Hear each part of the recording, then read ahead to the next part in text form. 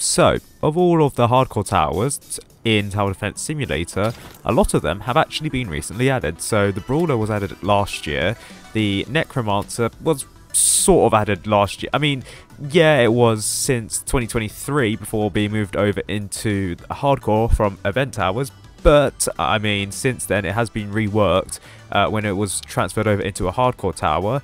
Meanwhile, the Hacker Tower was added this year, which leaves the Accelerator added in 2020 and then the Engineer added in 2022 as the older of the hardcore towers. Now, of that, the Accelerator has had a recent rework, which meant that while it's not considered perhaps the best DPS tower in Tower Defense Simulator, I still do believe that many people would consider the Ranger to be better.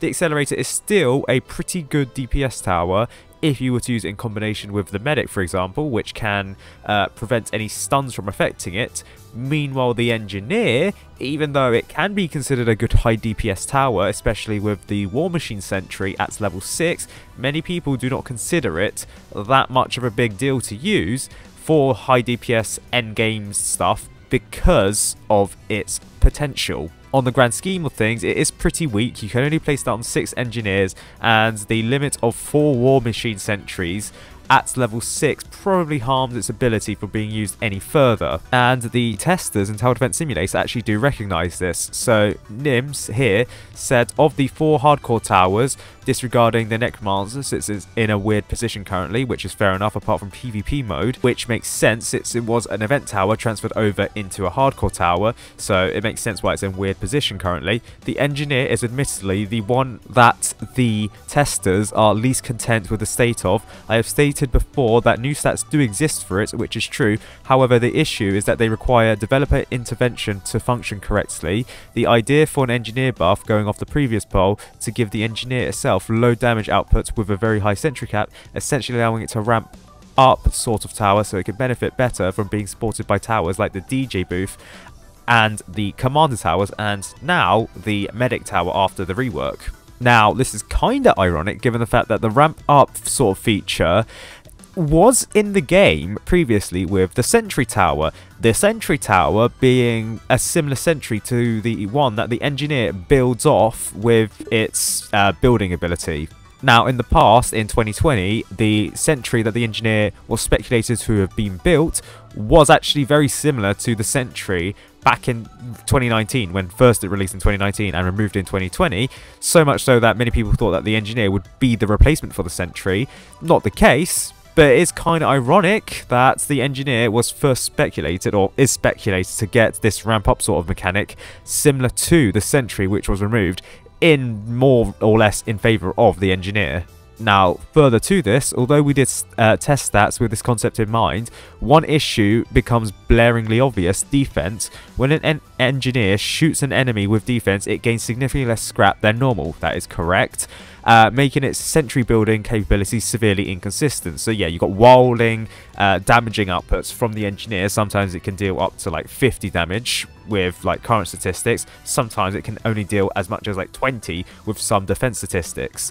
We have tried to find a way to work around this while still maintaining the balancing model in mind, but without having a developer directly add defense piercing to the Engineer, it's proven difficult to find that sweet spot. So yeah, it seems like the testers want to add some sort of defense piercing for the Engineer. Defense piercing is in the game, sort of, under the premise of like explosive towers. They are able to bypass defense, which is fair enough. Having the Engineer being able to do that seems a little bit overpowered, but if the Engineer has like a slightly lower damage for defense piercing, for example, while contributing to the scrap meter, then I think that's fair. I mean, there is something in the game which kind of bypasses defense. I want to say bypasses defense, but it just doesn't consider damage in mind. And that's the recent tower to be added to the game. The Assassin Tower, at level 4, it has an ability where it, based on the amount of damage that it's supposed to do, it's able to throw its knife. However, the only issue is it's actually not based upon damage. It's just based upon how many times it swings its knife, because the detecting how much damage that the slasher does is actually broken. In the meantime, I would like to get some community feedback regarding the state of the engineer. Leave the engineer as it is until the above proposed rebalance is complete and ready. Buff the engineer now with placeholder stats and risk changing it into something that functions a bit differently at a later time.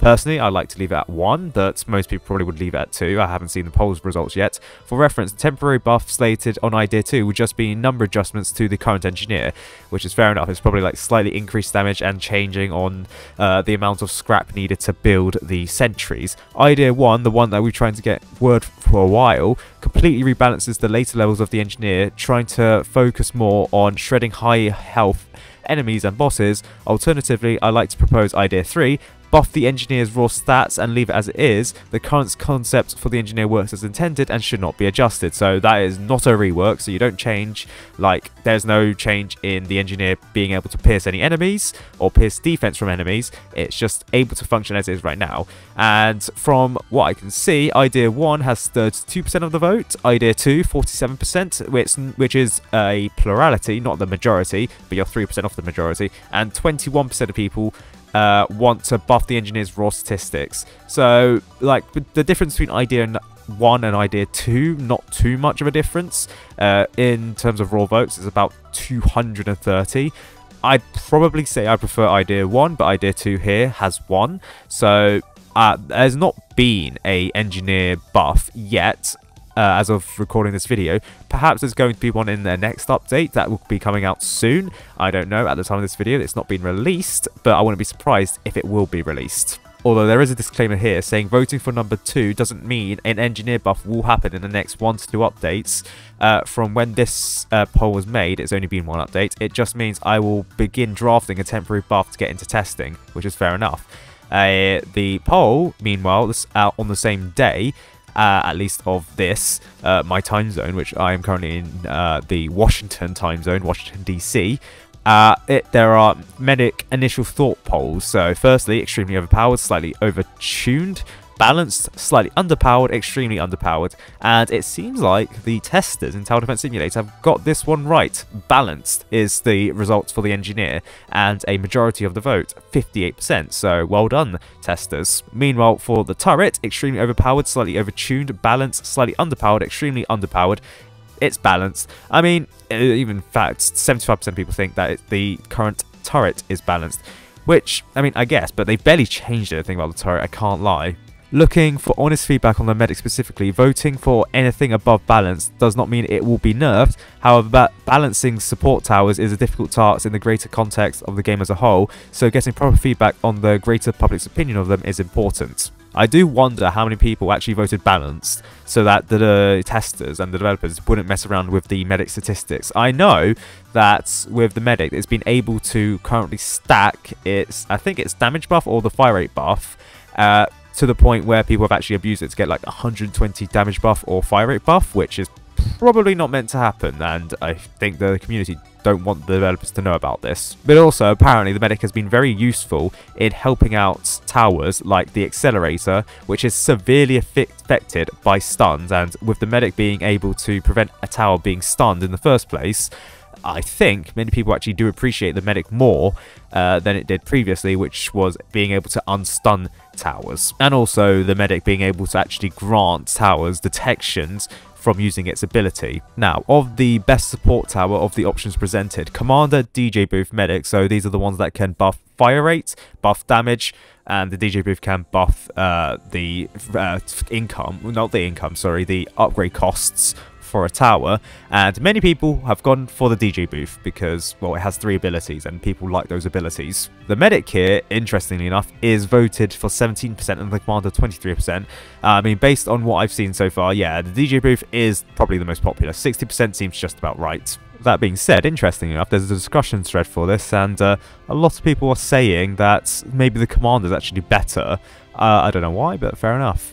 I mean, I kind of understand why. In some contexts, the commander can be better than the DJ booth. Notably, with like the ranger, for example, the DJ booth is not as good as the commander. Next, interestingly, opinions on the commando for those of you that own it. The commando being an event tower from like 2019 that was recently sold, yes, and I thought it was just like a meh tower. I thought it was just like a standard event tower that the testers have done. Interestingly enough, most people, 65% of people, saying that it's meh.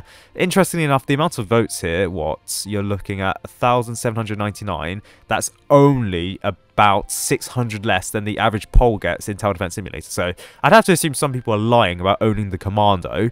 Most people saying it's meh. I think it's this. Like 65% of people probably think it's the same as me. Fair enough. It's trash. I don't think it's completely trash. It does have some usage, is with its missile ability acting like landmines, which fair enough. And 13% of people saying it's good. I would like to see you try and use the Commando in the actual game. I don't think you're using it in the real game. Next, the Golden Scouts, which interestingly enough, as of recording this video, has been getting some recent love in the Tower Defense Simulator community. I don't know why, and from this poll, it actually doesn't seem correct that it should be getting its love, because most people are saying it's heavily outclassed. 52% of people, the majority of people, saying it's been heavily outclassed. Only 7% of people saying that it's straight up bad. I don't think it's straight up bad, but I would be disappointed at the moment to get the Golden Scout as a golden skin. Meh, 22%. Alright, 16%. And very good, 2%. So who are these 49 people? And then there's like a thread to actually see what the people are saying about it. And people are saying that, I've just seen some people saying that it deserves a nerf. I don't think it should be the case. People just discussing like changes that they would make to the Golden Scout, namely with its fire rates instead of its damage, which, I mean, I guess it's fair enough. I mean, it's an early game tower, so fair. Like, the Golden Soldier and the Golden Scout is really hard to differentiate between them. Personally, I think what people are saying could be correct. So the Golden Soldier could be more on the shorter fight rate or the smaller fight rate, so the soldier shoots faster but deals less damage, whereas the Golden Scout could deal more damage but in a slower fire rate, which means that theoretically they would even themselves out. It's just that the Golden Scout could be used slightly later on compared to the Golden Soldier. I don't know, but yeah, it could be a way to differentiate between the two niches of the Golden Scout and the Golden Soldier, because like, since the Golden Soldier was added to Tower Defense Simulator in 2021, I'd probably argue that the Golden Scout and the Golden Soldier have pretty much occupied the same niches in Tower Defense Simulator, which has led to debate on whether the Golden Scout and the Golden Soldier have been better than each other. And for the most part, it's just been flip-flopped between the two. So having like a slightly differentiated feature between the two, so one having high damage and slow fire rates, and the other having low damage but a faster fire rate, could be the differentiator between the two.